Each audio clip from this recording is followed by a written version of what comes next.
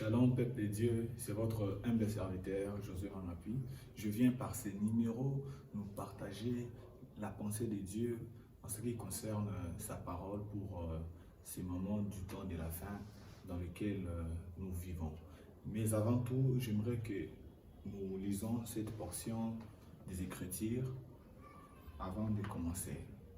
Je vais lire le passage biblique dans le livre de Galates, le chapitre 1er, à partir du 6e à 9e verset. La Bible dit: je m'étonne que vous vous détourniez si vite de celui qui vous a appelé par la grâce de Christ pour passer à un autre évangile. Ce n'est pas qu'il y ait un autre évangile, mais il y a des gens qui vous troublent et qui veulent déformer l'évangile de Christ. Mais si quelqu'un, même nous, ou même un ange venu du ciel, vous annonçait un évangile différent de celui que nous vous avons prêché, qu'il soit maudit. Prenons encore la même pensée, mais écrit au peuple de Corinthe. C'est l'apôtre Paul qui est en train de parler. Il dit dans 1 Corinthiens, le chapitre 2 au verset 4e, il dit: ma parole et ma prédication ne reposaient pas sur les discours persuasifs de la sagesse humaine, mais sur une démonstration d'esprit et de puissance. Ok?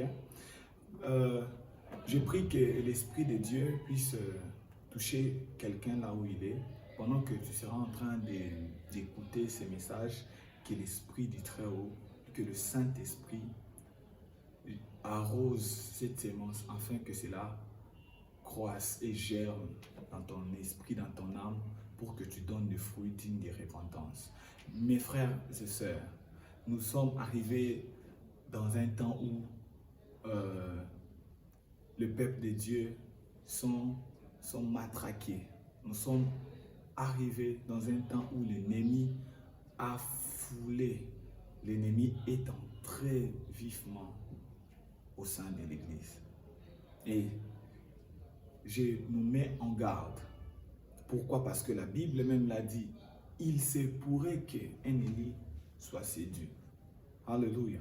Mais dans tout cela, recourons-nous ici dans la parole de Dieu. La parole de Dieu en ces moments est comme l'unité des mesures.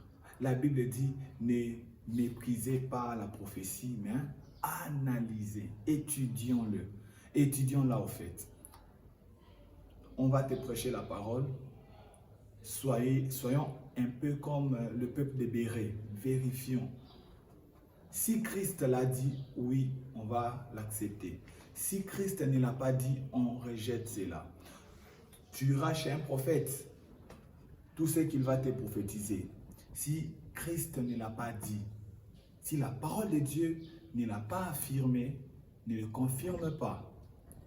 Bien-aimés, les enfants de Dieu sont en train d'être séduits du jour au jour et petit à petit.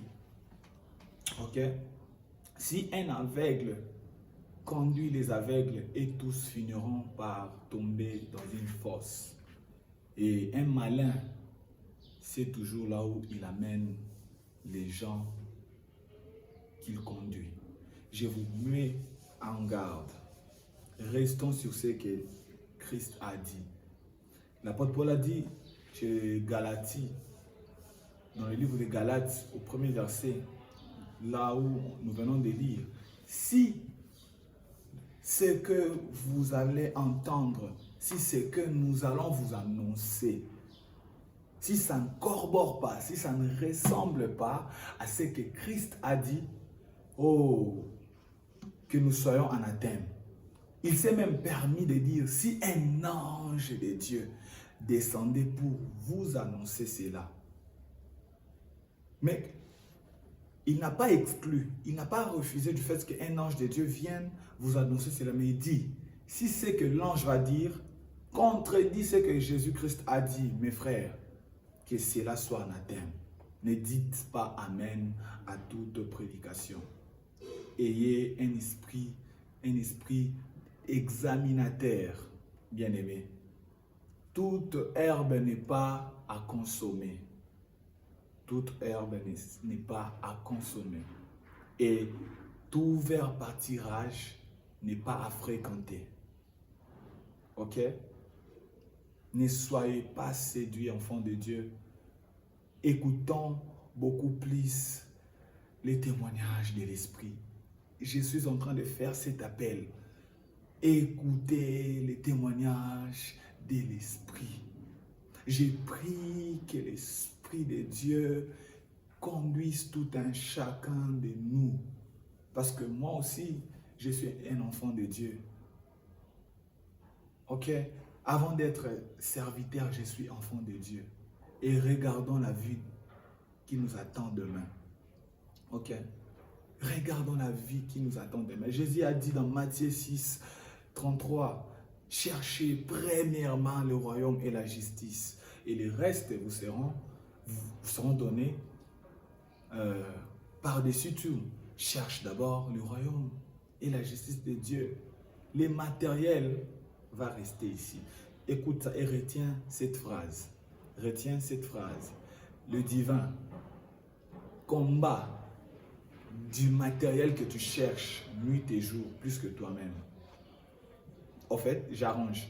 Dieu se bat beaucoup plus sur ce que tu cherches pour toi plus que toi-même. Mais regardez ce qui le fait mal. Tu te focalises trop souvent sur tes intérêts et tu rejettes les intérêts de Dieu. Anne, pour qu'elle touche sa promesse, Anne, pour qu'elle touche Samuel, ce n'est pas parce qu'elle a multiplié ses prières. D'ailleurs, Anne a prié et elle n'a pas vu. Mais le jour où Anne a ciblé le cœur de Dieu, le jour où Anne est entrée en symphonie avec le cœur de Dieu, Anne a vu le besoin du peuple qui était le besoin de Dieu et le peuple n'avait pas un prophète. Anne a dit à Dieu, si tu me donnes un enfant, moi je vais le vouer comme un prophète. Bien-aimés, nous sommes dans un temps où on doit d'abord cesser d'avoir notre côté. On doit d'abord cesser d'avoir notre part. Intercédons pour le pays, intercédons pour les nations, intercédons pour le veuve, intercédons pour des gens. Tout cela, pourquoi? Parce que l'amour n'est plus prêché. L'amour n'est plus bien-aimé. Jésus même a dit, est-ce que quand je viendrai, trouverai-je en vous la foi? Car si la foi part, et dans le cœur des gens, il n'y aura plus l'amour entre le prochain. Nous avons deux types d'amour, l'amour vertical et l'amour horizontal. Et si l'amour horizontal n'existe plus, c'est-à-dire même l'amour vertical, on l'a perdu. Même l'amour pour Dieu, on l'a perdu. On s'attache beaucoup plus au matériel. On s'attache beaucoup plus aux choses éphémères, aux choses terrestres.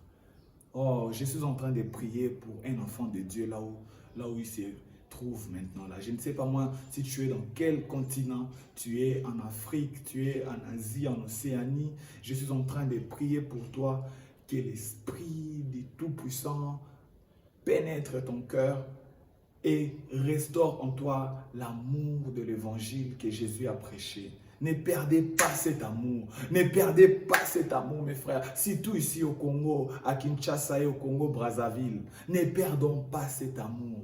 L'amour, c'est le monde de Dieu. Et la division, c'est le monde des hommes. Et entre les hommes et Dieu, à qui irions-nous, n'est-ce pas, auprès de Dieu? Si on s'accroche à Dieu, la division et la séparation n'y régnera plus.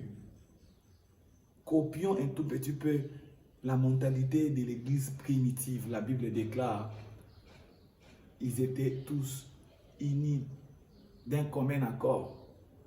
Ils partageaient même les petites choses par la fraction du pain. À l'église primitive, on ne pouvait pas avoir sa sœur, son frère, pleurer et lui laisser comme ça. Ok? Ne soyez pas comme ces souverains sacrificateurs et ces lévites-là qui ont abandonné l'homme que le brigand ont eu à frapper et cogner sérieusement. Jusqu'à tel point qu'un Samaritain, imaginez-vous, un Samaritain va venir faire ce que les sacrificateurs et les Lévites auraient dû faire pour ces frères-là. En tout cas, j'ai prié pour vos cœurs, j'ai prié pour mon cœur. Que l'évangile de Jésus-Christ ne disparaisse pas. N'écoutez pas la sagesse des hommes, n'écoutez pas la philosophie des hommes. Alléluia. N'écoutez pas la philosophie des hommes. C'est une perdition, c'est une séduction. Derrière toute pensée se cache un esprit. Derrière toute parole se cache un esprit. Soit divin, soit satanique. Et le diable sait que l'air va à la vitesse de la croisière. Bientôt là, il sera emprisonné. Bientôt là, son règne va finir. Et il sera dans la guerre, il sera dans le feu éternel. Et il ne veut pas y être seul.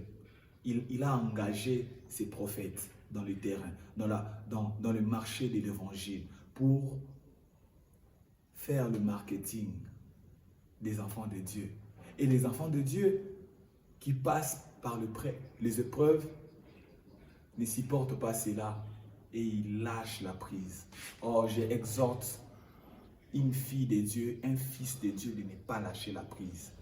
C'était votre frère Josué Mangapi, animé par cet esprit-là, par cet amour de Dieu, par cet amour du peuple de Dieu, que je nous ai partagé cette parole. J'ai pris que cette sémence ne soit pas ôtée, que cela produise en nous les fruits dignes de repentance. Méditons la parole, cherchons Dieu nuit et jour, et Dieu qui est au ciel, il entrera. N'est-ce pas qu'il a dit, pendant que les enfants d'Israël étaient encore en Égypte, il a dit, je vis la souffrance de mon peuple, j'ai entendu le cri de mon peuple et je suis descendu. Que Dieu descende sur ton cas, que Dieu entre dans ton cas et qu'il change l'affaire dans le nom de Jésus-Christ. Amen.